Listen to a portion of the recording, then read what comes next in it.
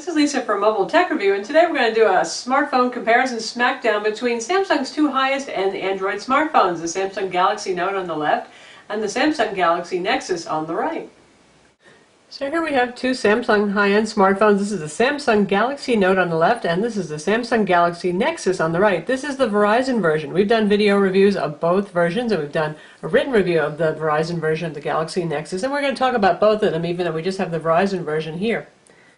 Now, it's funny because in some ways this is one of the easiest smackdowns to do in terms of comparisons of features on both of these, and the hardest. And we'll get into why it's hard first.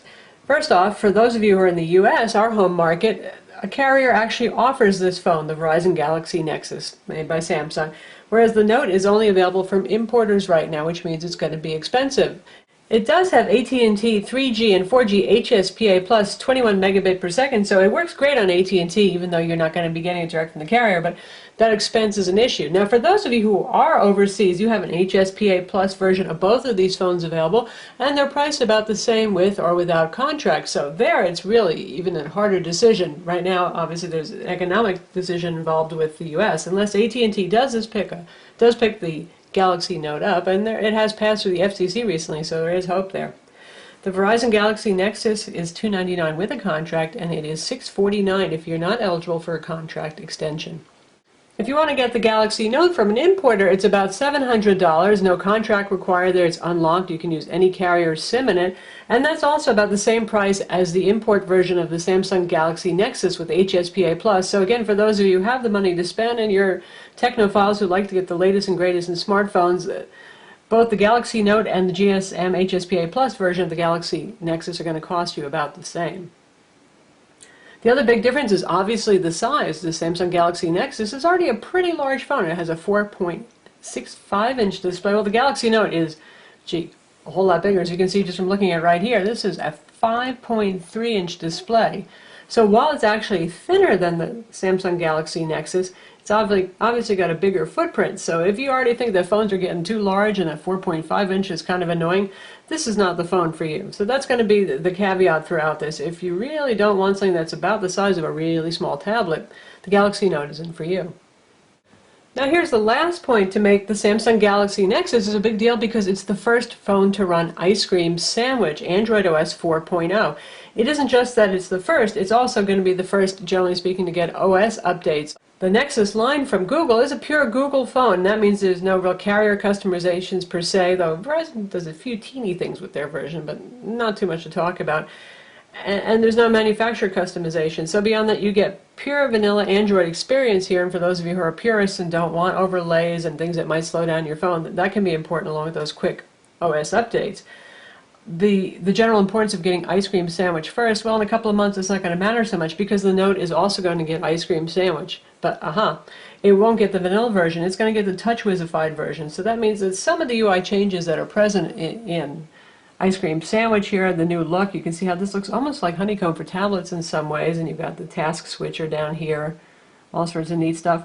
Well, you might not see that as much on the Note, but it's probably still going to have the Samsung UI on top of it. So if you like the Samsung UI, if you like TouchWiz, if you like the convenience that it adds, like the pull down to access your wireless radios easily and stuff like that, well then that's great. But if you just want that pure straight thing here and nothing added on top, and you want to enjoy all the goodness of Ice Cream Sandwich, the Galaxy Nexus would win.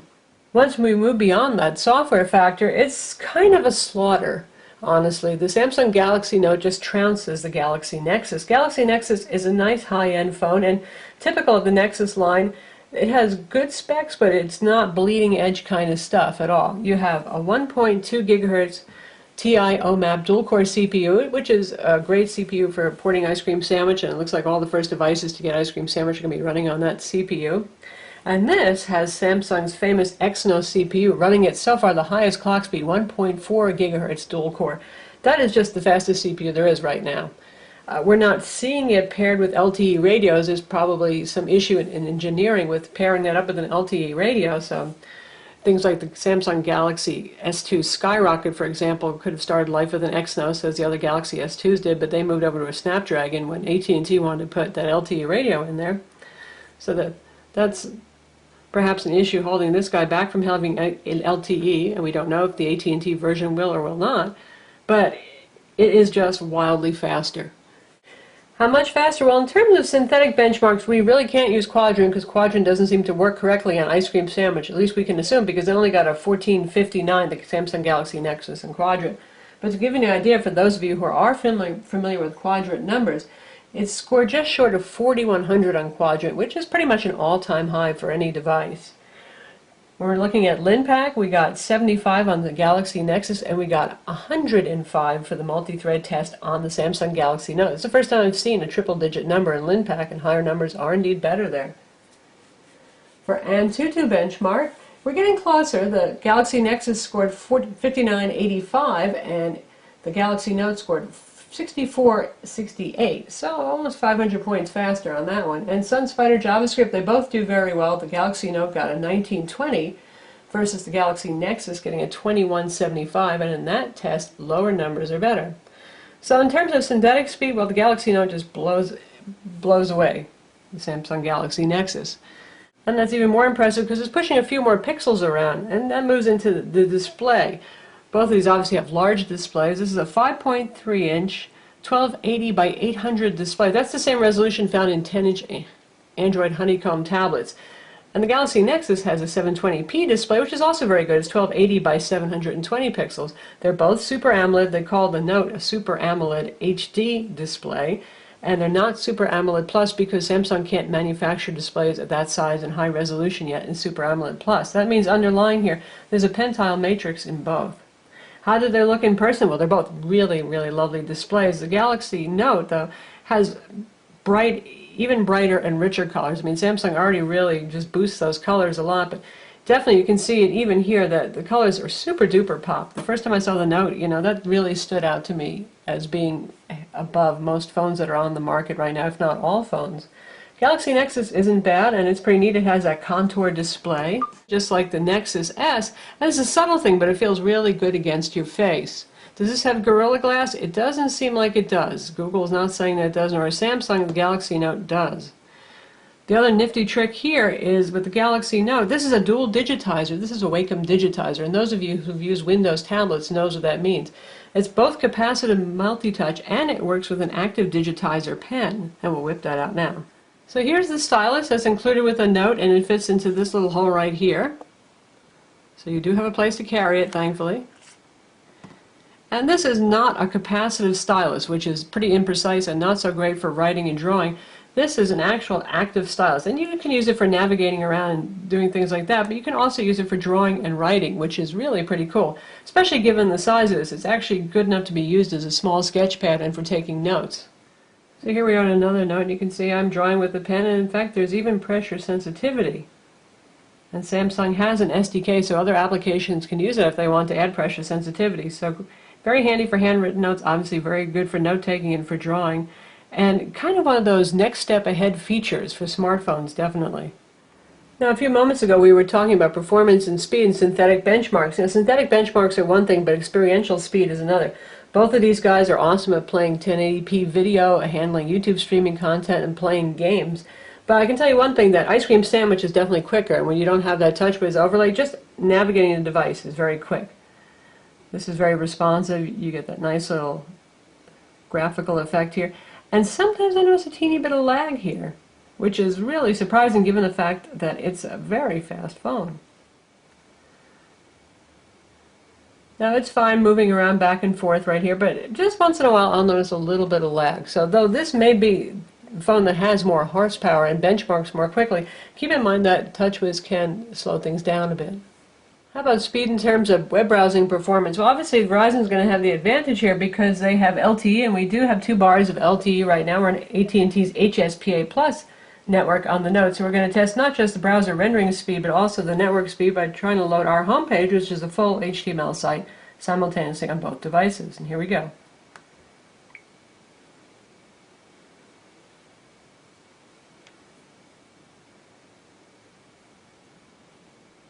And surprisingly, they're pretty darn close.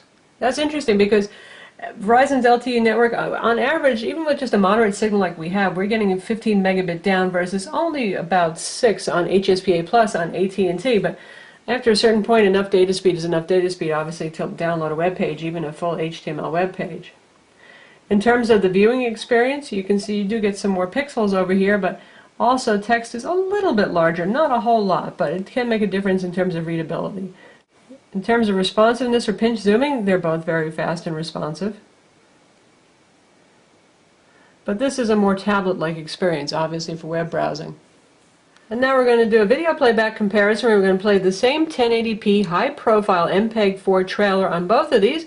Both have a Super AMOLED display. Obviously, you get a bigger view of it on the Galaxy Note, but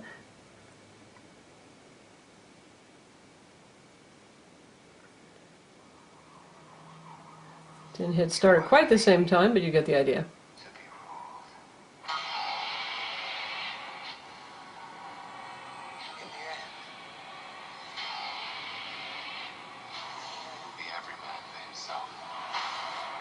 And they both play it perfectly well.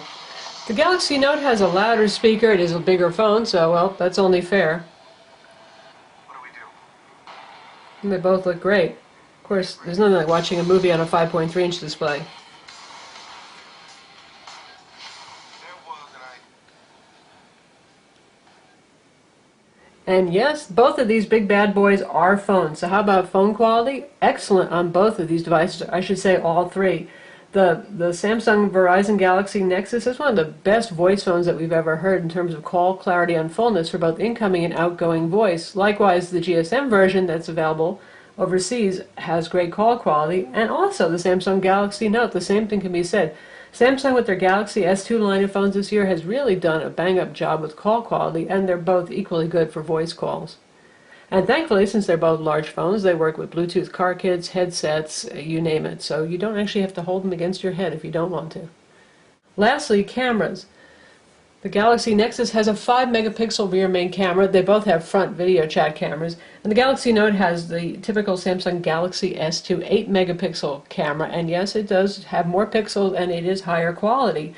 Thanks to Ice Cream Sandwich, the shoot times are very fast on the Samsung Galaxy Nexus, near instant focus and shoot. It's not bad on the Galaxy Note either, and you do get better quality photos and videos on that.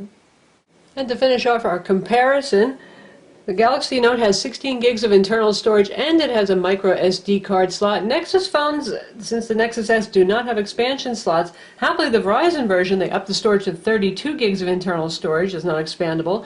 If you get the HSPA Plus version that's available in Europe and Asia, though, you're only going to have 16 gigs of storage, not expandable. Obviously, they both have Bluetooth, Wi-Fi, 802.11bgn, and a GPS. The Samsung Galaxy Note also supports GLONASS, which is Russia's satellite system, for potentially even more accurate positioning, though in our tests they both do fine. Galaxy Note has room for a bigger battery. It's going to need it with that fast CPU and that big display. It has a 2500 milliamp battery, which is certainly the largest we've ever heard of for a standard phone battery. You get 1850 milliamp battery in the Verizon version, and that needs it because it's got LTE, and LTE is a power hog like Wi-Fi is, or perhaps even worse. In terms of runtimes between these two phones, though, if you're looking at the LTE version versus the HSPA Plus version, the Samsung Galaxy Note will last longer by several hours on a charge. But if you're looking at the HSPA Plus Samsung Galaxy Nexus, then things start to even out a lot more in terms of runtimes. So, not exactly an easy choice. Sure, the Galaxy Note has probably the best hardware we've seen on a smartphone yet on any platform, but it's big. I just want to reiterate the obvious there. I'm used to a big phone. I've used a Dell Streak 5. It doesn't bother me, but I know some of you guys, especially with small pockets, no man purse, well, this might just be too much for you to carry. Of course, even the Galaxy Nexus is a pretty good-sized handful there. My personal pick, I use the Galaxy Note, but there are always several factors involved with that. I would not mind using the Verizon Galaxy Nexus, but we don't get good Verizon service here. And if I look at both of these, spending $700 to get the import HSPA Plus version on AT&T, well, there's just so much more hardware you get with the Galaxy Note. So that's our Smackdown comparison between the Samsung Galaxy Note and the Samsung Galaxy Nexus. I'm Lisa from Mobile Tech Review. Don't miss our video reviews of both of these phones, and don't forget to visit our website to read the full review.